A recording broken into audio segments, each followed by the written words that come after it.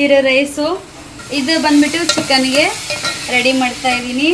ಅದಾದ್ಮೇಲೆ ಇದು ಮಸಾಲ ಮಜ್ಜಿಗೆ ಹೆಂಗ್ ಮಾಡೋದಂತ ಹೇಳಿ. ನಿಮ್ಮಲ್ಲೂ ಇಂಥರ ಇದ್ದಾರ, ನಿಮ್ಮ ಮನೆಯಲ್ಲೂ ಇದ್ರೆ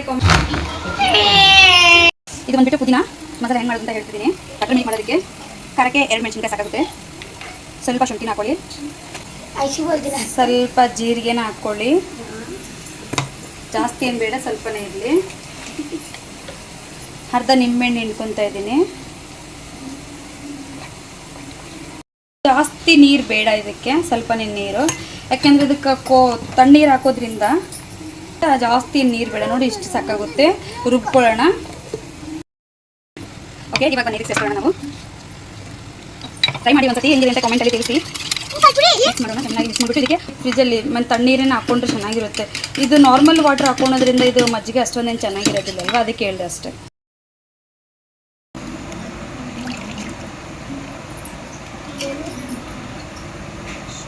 ಸಾಲ್ಟ್ ಹಾಕೋಣ ಸರ್, ಟೇಸ್ಟಿಗೆ ಎಷ್ಟು ಬೇಕಷ್ಟು.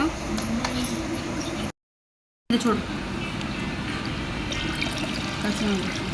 ನಮ್ಮದು ಫೈನಲ್ ಆಗಿದೆ ನೋಡಿ. ಈ ಥರ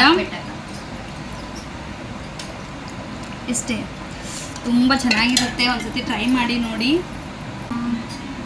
ಅಷ್ಟೇ. ಇದು ನೋಡಿ ಶರ್ಬತ್ ಮಾಡಿದ್ದೀವಿ, ಸಬ್ಜೆ ಸೀಟ್ ಹಾಕ್ಬಿಟ್ಟಿತ್ತು. ಇದು ತುಂಬ ಚೆನ್ನಾಗಿರುತ್ತೆ, ಬಾಡಿ ತುಂಬ ತಂಪು. ಬೇಸಿಗೆನಲ್ಲಿ ಕುಡಿಯೋದಕ್ಕೆ ಇದನ್ನು ಮಾಡ್ಕೊಂಡಿದ್ದೀವಿ. ಚಿಕನ್ ಹಾಕೋಣ. ಅರ್ಶಿನ ಹಾಕ್ಕೊಂಡ್ಬಿಟ್ಟು ಸ್ಲೋ ಬಿಟ್ಟರೆ ಆರಾಮಾಗಿ ಆಗುತ್ತಲ್ಲ. ಮಸಾಲೆ ಇದು ಬಂದುಬಿಟ್ಟು ಖಾರ ಮತ್ತು ಧನಿಯಾ ಪುಡಿ, ಇದು ಗರಂ ಮಸಾಲ, ಇದು ಇದು ಬಂದುಬಿಟ್ಟು ಖಾರಕ್ಕೆ, ಇದು ಬಂದುಬಿಟ್ಟು ಕಲರ್ಗೆ. ಎವರೆಸ್ಟ್ ತಿಕ್ಕಲ್ಲ ಅಲ್ಲ, ಅದು ಖಾರ ಇರೋದಿಲ್ಲ, ಸುಮ್ಮನೆ ಅದು ಕಲರಿಗೆ ಅಷ್ಟೇ. ಇದು ಬಂದ್ಬಿಟ್ಟು ಚಿಕನ್ ಮಸಾಲ, ಕೊಬ್ಬರಿ. ಇದು 8 ನಿಮಿಷ ನಾನು ಫ್ರೈ ಮಾಡ್ಕೊಂಡಿದ್ದೀನಿ. ಸಾಕು ಅಷ್ಟೇ. ಮತ್ತು ಮಸಾಲೆ ಎಲ್ಲ ಹಾಕೊಳ್ಳೋಣ.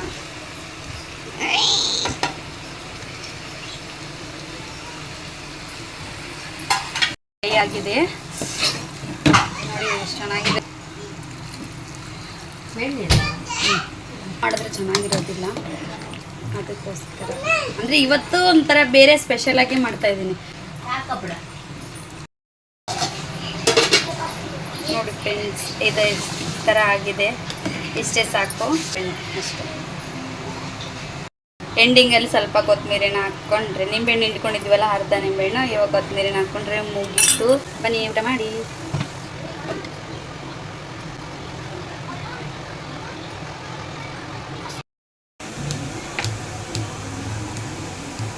ಮಸಾಲ ಮಜ್ಜಿಗೆ